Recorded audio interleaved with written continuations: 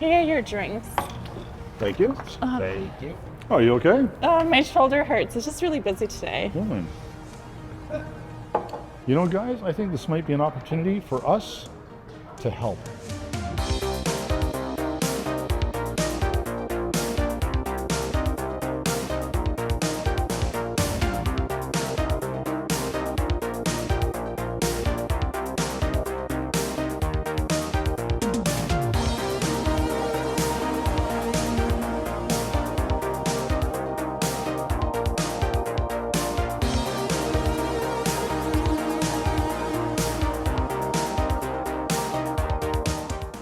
Hey everybody, welcome to Fit to Work, our latest episode. We are going to be covering exercises that would be good for restaurant, server, and hospitality workers.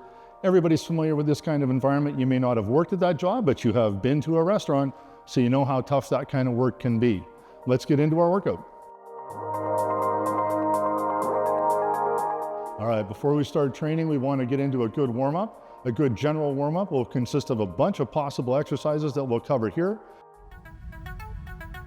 Your warm-up should take two stages, a general warm-up and then a more specific warm-up. Your general warm-up is meant to raise your body temperature, get your heart pumping a little faster, get the blood moving, and make you feel warm. So here we have Nicole. Nicole is riding a stationary bike. This is a great general warm-up exercise. Any type of what's considered to be cardio is generally going to be a good opening warm-up exercise. It's going to get you moving. It should not be really hard. Your warm-up should make you warm and not tired. As your warm-up continues, you can move into a more dynamic form of movement. It can be something as simple as jumping jacks, which you probably recall from gym class back in the day. So Nicole is going to do a standard jumping jack, so she's leaving the floor. There's definitely a little bit more dynamic. Now, for everybody, your warm-up needs to be individualized. Just like an exercise program, it's got to be something that's appropriate for you and your abilities. Not everyone is going to be comfortable jumping off of the ground. It's not going to be good necessarily for everybody's knees. So Sherelle is going to demonstrate what is called a regression in that exercise. So it's sort of a step back. So this is still a good dynamic, active warm-up, but it's not as dynamic or intense as the regular jumping jacks that Nicole was doing. As we move yet further into our warm-up, now again regarding specificity, we want to start working the areas that we're after in terms of getting the most out of our workouts. We're focusing on the shoulders and the upper back for the most part. So we're going to get into a specific warm-up for the shoulders. So Nicole is using a band. Band is a really versatile and useful piece of equipment to have. So if you've got these in your gym or you've got them at home, they're definitely something you want to be making use of. She's going to start with a front raise with the band, just bringing her arms up to shoulder height with a palms down grip.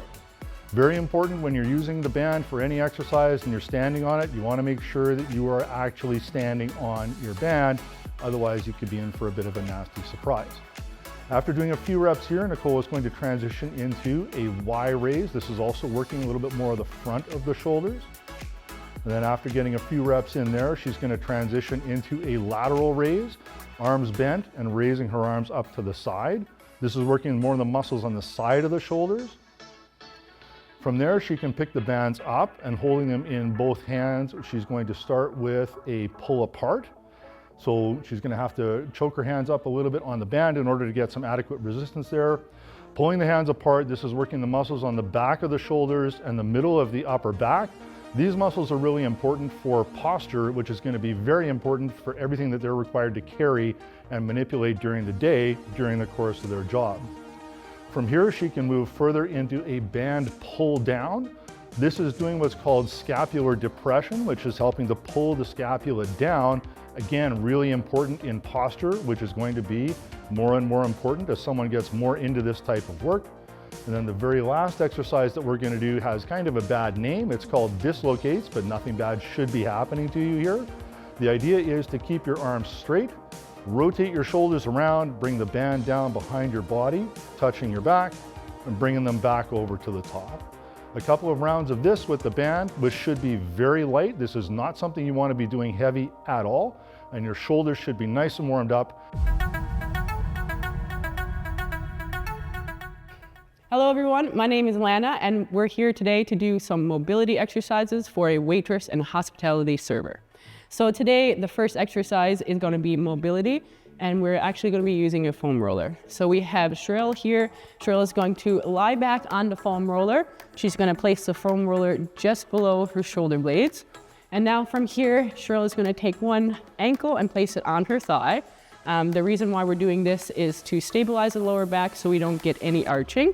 And then from here, Sherelle is going to place her hands on her ears and she's going to take a big deep breath in. And as she breathes out, she's going to slowly roll back.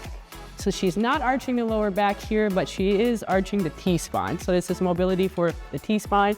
And she's going to come back up. She's going to take another breath. And as she breathes out, she's going to go back again. So with mobility, we want to be doing this prior to our exercises. We want to warm up the joints. We want to get everything nice and smooth for when we go to do the exercises. So we're eliminating any chances of injury that we may have. And you want to do this for about 60 seconds. And each time you're just going to hold for about 2 seconds at the bottom and 2 seconds at the top. Again, just make sure you are not arching from this lower back here. That is nice and stable. You're just getting the movement from the thoracic spine. Mobility exercise number 2, we have the thoracic rotation. So from here, Sherelle is just going to lie her chest down the ground. She's going to place her hips back on her heels. And now from here, Sherelle is going to take one hand and place it on her ear. And then from here, she's going to bring her elbow towards the sky, looking up. She's going to hold for about 2 or 3 seconds. Then she's going to come back down and then come back up. So the reason why Sherelle do have her bum back on her heels here is because we want to limit the amount of rotation from your hips because we're actually trying to deal with the thoracic spine. So we don't want you to overcompensate by rotating your hips. You just want to target this area right here. Now, if you're in a spot where you cannot get back in this position, because for some people this may be more difficult, you do want to be on all 4. Now from here, Sherelle is going to have her knees in line with her hips. Her hands are going to be in line with her shoulders, as well as the crease of her arm is going to be facing forward as much as what she can get. So from here, she's going to place her hand on her ear. She's going to take a big deep breath in, and as she breathes out, she's going to rotate her thoracic spine, her elbow towards the ceiling without rotating the hips. She's going to come back down, and now come back up. And from here, she's going to hold up for 2 or 3 seconds. No rotation up this lower part, only rotation from her thoracic spine. From here, Sherelle is going to do about 3 sets of 10 repetitions, holding for about 2 to 3 seconds at the top and again at the bottom. Back with mobility exercise number 3. So this one right here, we're doing a prayer stretch. So we have Sherelle with a step here. You can have the couch, you can have a box, you can have anything that's about this height right here. Now from here, Sherelle is going to be on her knees and she's going to have her forearms on the bench up to her elbows.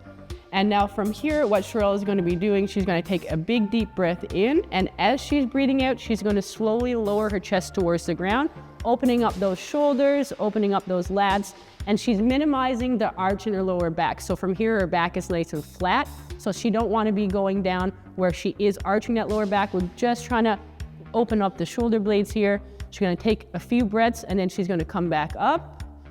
And then from here, she's going to take a big deep breath in again. As she breathes out, lowering her chest towards the ground, pushing her hips back as she do so her lower back doesn't arch. Take a few breaths here, and then she's going to come back up.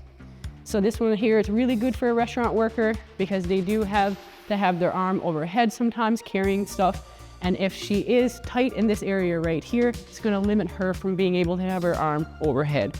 So this one right here is allowing her to open up her upper body, get a good stretch in her lats right here, allowing her to have a safer workplace.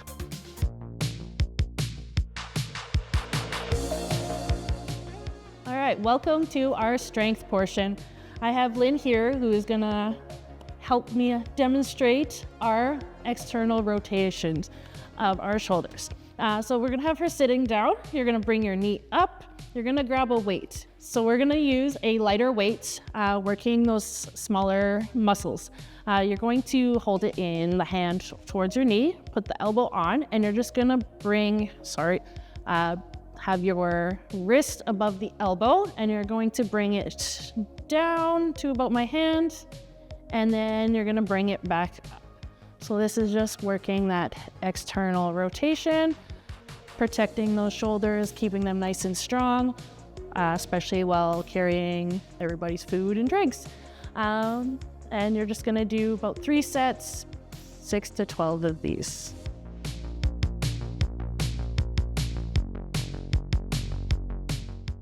Okay, so another option, a really good option, is to have a band.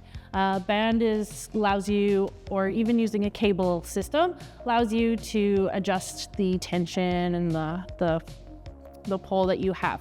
So what Jason's gonna do is hold tightly onto the band and rotate that shoulder out and back in. You're gonna count 1, 2, and 3. 1, 2, and 3 coming in.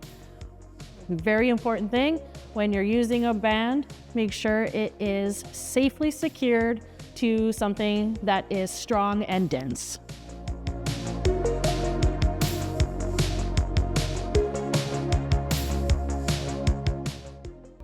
All right, guys, we are back with some more of our strength component here, talking about restaurant hospitality and servers. So again, shoulders, very important aspect here. Anytime you spend time carrying anything, but especially if you happen to be a server that likes to carry a tray above your shoulder, potentially with your shoulder externally rotated, that is going to be an issue. But regardless, even if you have your hands below your shoulder and you're holding something, you're going to get some fatigue in those shoulders and the upper back during your shift. And so these exercises, including the external rotation stuff that Sherelle did, are going to be really helpful towards building strength and keeping you nice and mobile as well. Our next movement is called the Cuban press, or is a variation of the Cuban press. So this involves, you can use a straight bar, or you could use a broomstick or a dowel, a barbell, whatever works for you. And you can use dumbbells as well. So Lana has a wider grip on the barbell here. She's going to begin by pulling that straight up to about sternum height. You can see that her upper arms are parallel with the floor there. She is then going to externally rotate the shoulders, so that bar is now just above her head. From there, she's going to press straight overhead. Not quite locking out her arms, but very close. You want to get a full extension overhead here. She's going to bring that bar back down to the top of her head, and then she's going to internally rotate all the way back down to her starting position, straighten the arms out, and that is 1 rep. So as you can see, there's a bunch of individual movements. This is not a movement that you perform fast. The goal is not to get the bar overhead as quickly as possible. You want to be slow and controlled, and you want to be definitely using a lighter weight for this movement. You can also use dumbbells. Lynn has dumbbells in her hand here. So she's going to do the same thing. The first portion of this movement, as you can see, Lynn's got the dumbbells quite close to her body. I call this a monkey row because you're kind of doing this movement. I don't know what the proper name for it is, but it certainly works for me. From there, Lynn is also going to externally rotate. So now she has the dumbbells beside her head. She's going to completely press up over her head, bring the dumbbells back down to that 90-degree position, internally rotate the dumbbells, and back down to the beginning. As you can see, control is a very important part of this movement. You definitely want to start lighter than you think you should. This is a very challenging and very humbling movement. And if you think that heavy is going to be a good thing here, heavy of course is relative for everybody, but heavy dumbbells or a heavy barbell is definitely not where you want to start. Take your time with this movement, work on perfecting your form before you move up in weight, and this is a guaranteed winner for you. Thank you, guys. Continuing on with our strength segment here for restaurant hospitality and servers, the very appropriately named waiter's walk. So this is a nice, simple movement, really good for endurance in the shoulders. And all that we are going to have Jason and Sherelle do here is they're going to bring that dumbbell up to the shoulder, and then they're going to press straight overhead. Going to be really careful not to tilt the shoulders in one direction or the other, keeping the hips nice and stable. And then they're simply going to go for a walk, maintaining this position. Go ahead, guys.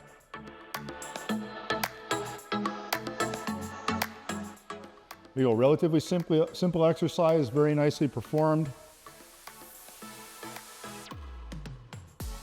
Guys, I don't think they're coming back.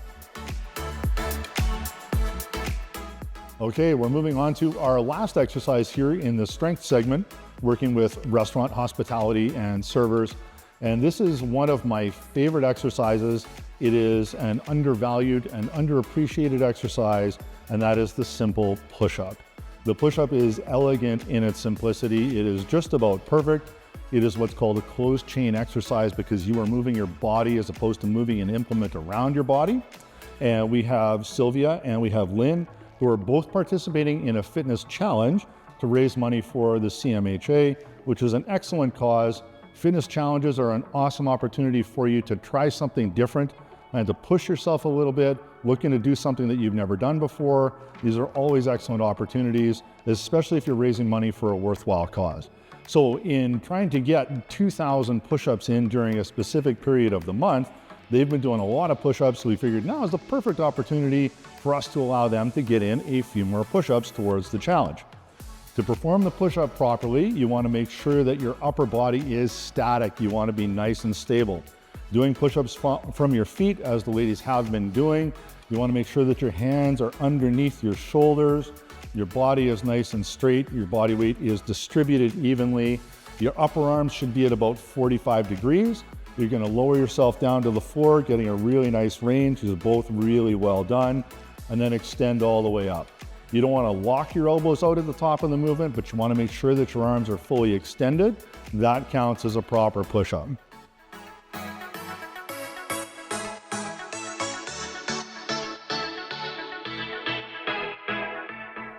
So we are back with some core strengthening exercises.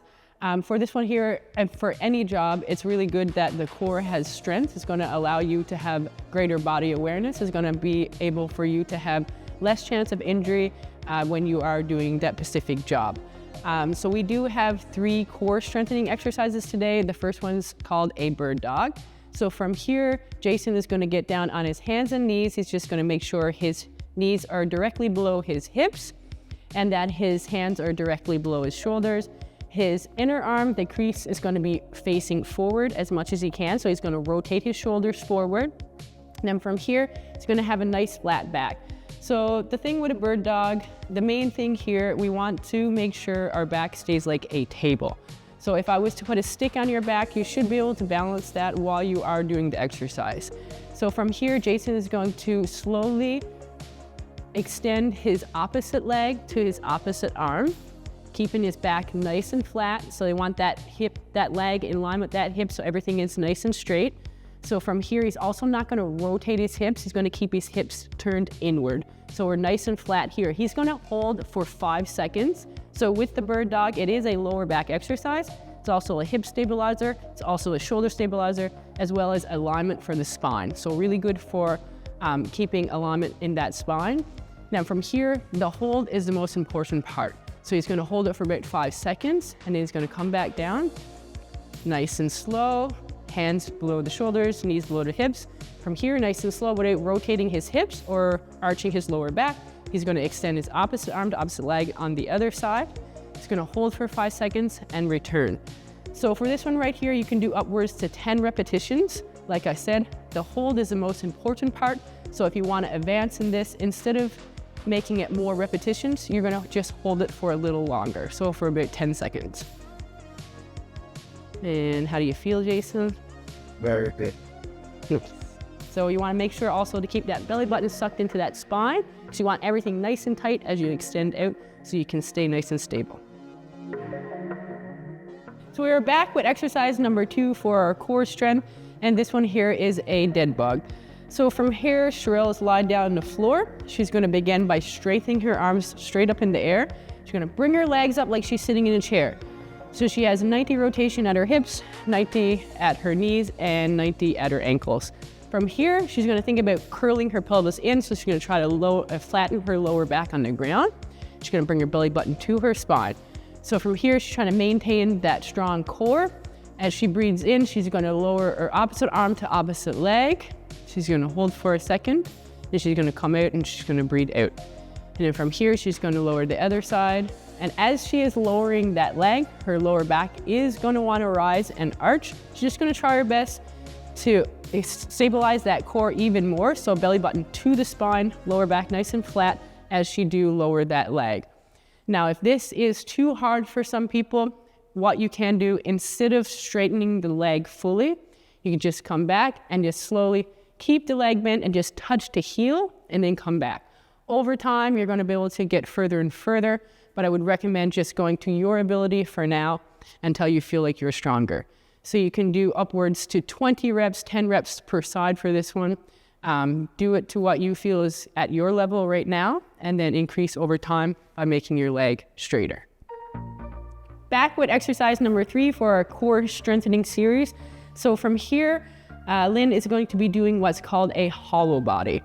So we got 3 different variations for this one. The first one is going to be the more advanced version. From here, she's trying to keep her lower back flat on the floor, and her shoulders are off the floor, arms overhead. From here, the main thing for this one, for 3 versions of this one, is that the rib cage is towards the pelvis. So this whole time, she's going to be trying to bring that rib cage towards the pelvis. Everything right here should be under tension, and we're just trying to hold it. So this might be held for anywhere between 5 to 20 seconds. Could be going longer, but it is a pretty challenging exercise. So give it a try and see what you can do. Now, if you're in a position where you can't put your arms overhead because that's too hard right now, you can also do the exact same thing, but this time our hands are just going to be by our side. If that is still too hard, because this is a hard exercise, you're going to do the exact same thing, rib cage to pelvis, that's the main thing. You're just going to have your legs bent. Over time, you'll be able to get the legs straighter, straighter, straighter until they're about 2 inches off the ground and your arms are overhead. Main thing is pelvis, rib cage towards the pelvis, so you're keeping that under tension because we're trying to train the deep layer of the core here, the transverse, so we want to make sure that we're keeping that under tension, and that's the main thing no matter what level you're at right now. We're back with another strength exercise, and this one here is for our ankles. So we have Sylvia here. Just give me 1 second.